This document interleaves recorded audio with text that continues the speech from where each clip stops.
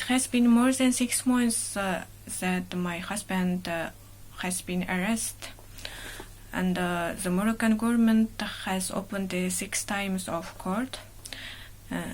During the first 2 courts, the Interpol cancelled the red notice about my husband, or the alert. After the Interpol police body conducted a review, they cancelled the alert, admitting accusations that the system was being used to repatriate dissidents to China. So, after the Interpol red notice was cancelled, we hoped my husband could be released quickly. We thought the Moroccan government would release my husband, because they said they arrest my husband because of the Interpol red notice, and the Interpol red notice was cancelled, and maybe they should release my husband. We thought like that, but they don't release my husband, and they opened another 4 court, and the last court was opened November 24th of last year, and the decision was come out December 15th of last year, and the decision was that my husband's extradition to China. So long we haven't reached anything about my husband case. We just get a decision that the extradition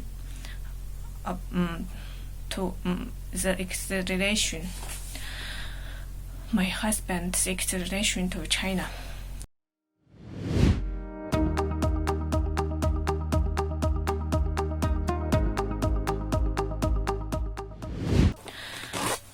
And my husband said that he stays alone in a cell, and there is no one to talk, no book to read. His telephone was arrested. His telephone has been taken by police since he got off the plane in Casablanca. So he couldn't use cell phone or internet to talk freely to us, but the prison allowed him to call me for 2 or 3 times in a week, and in a short while.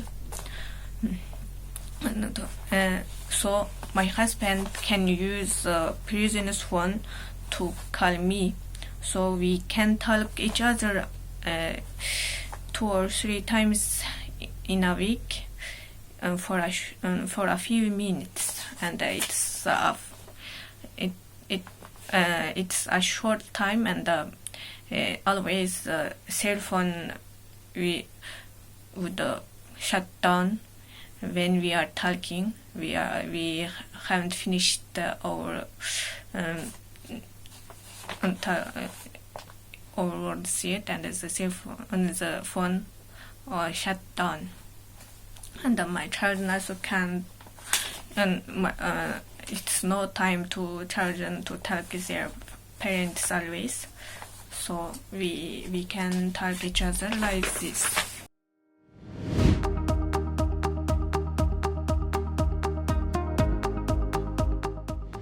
My husband is detained in Morocco for the purpose of being extradited, even after the Interpol was cancelled their red notice, and that means Moroccan government has failed to comply with its international obligations under international law.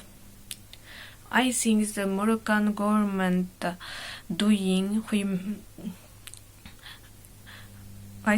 they are doing against human rights and allegations and inhumanity, and unscrupulousness by keeping my husband even after the international red notice. The Interpol red notice was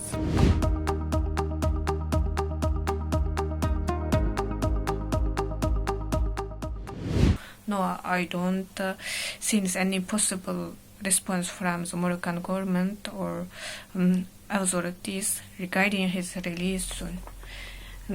Instead, they never responded to us, even though we are sending them so many petitions, and we went to the Moroccan embassy in Istanbul every day after the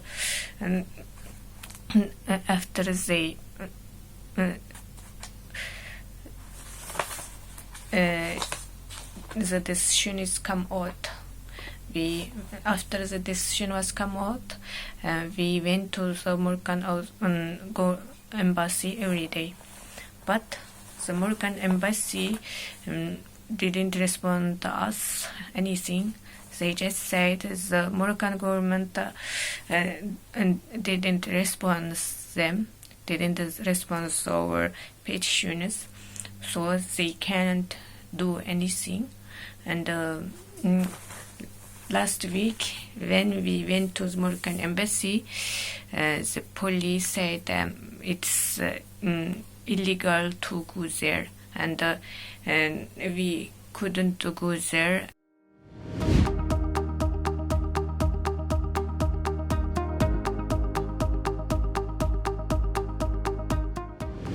The reason why the Morocco has not released my husband yet is that they face big repression by the Chinese government.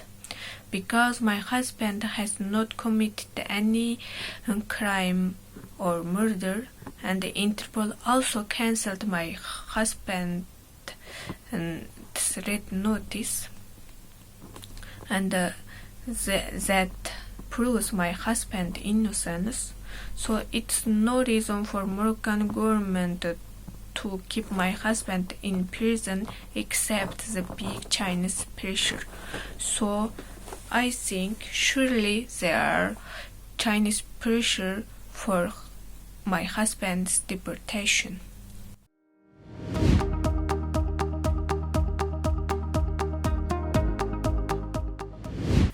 If the Moroccan authorities extradite my husband to China, the Chinese government will put my husband in prison or Chinese Nazi camps, and they torture my husband, and they make my husband worse than die. And me and my children couldn't even be able to hear my husband's voice. Couldn't see my husband's face anymore, because that kind of things happened before to other Uyghur families. That kind of things happened to other Uyghur families, and some of the men extradited to China from other countries, and their wife and their children and any of other relatives or friends couldn't be able to the Uyghur men since for 2 or 3 years or 5 years, and no one knows they are living or dead. No one knows their situation. And if the Moroccan authorities extradite my husband to China, that kind of thing happened to my husband, and that is what I fear most. And it's the most hard thing to suffer for our humanity, that the most unbearable thing in the world is that not being able to know how your lover or children is he alive or dead. And if the Moroccan government extradite my husband to China, we couldn't be able to know my husband's situation, couldn't be able to know he is alive or dead, and my husband also couldn't be able to know me and my children any situations, couldn't hear our voice, couldn't see our face. So I hope the Moroccan government would not extradite my husband to China and make us suffer such kind of sin, and make my husband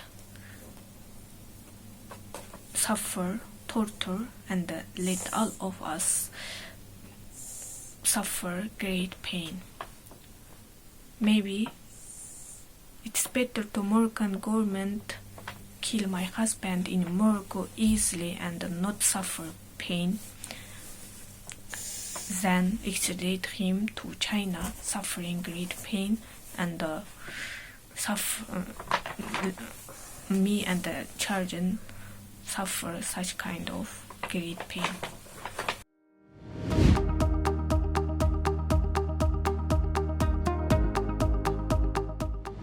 My husband is a very kind-hearted and well-intentioned man, and a very smart and well-educated person. He has never harmed any person or any organizations. Instead, he had done his best to save Uyghur culture and Uyghur language, do something useful to keep Uyghur culture and Uyghur language, and work to contribute to society and humanity. So everyone knows he is a good person. No one could find my husband's bad reputations. So the great relations are raised by the kind-hearted people all over the world. I think it's good to see such kind of great relations to save the life of an ordinary and innocent person like my husband. Because these relations, I think, show us that there are more people in the world whose humanity has not died, and they do not remain silent to injustice. So the relations can teach these cruel governments like China a lesson that it will not be easy to continue their bullyings.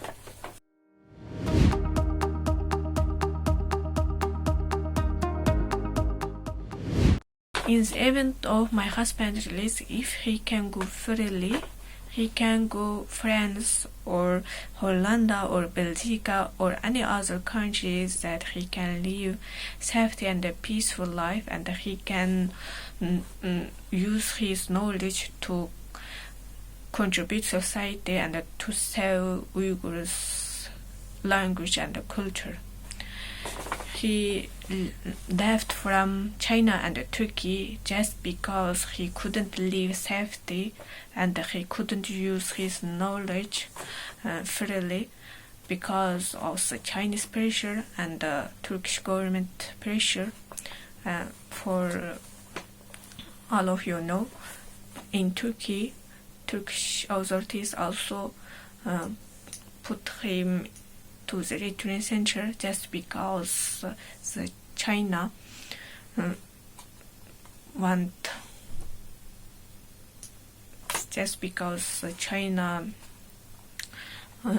Chinese government want the Turkish authorities to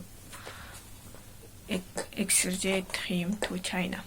And no, it's also happened in Morocco.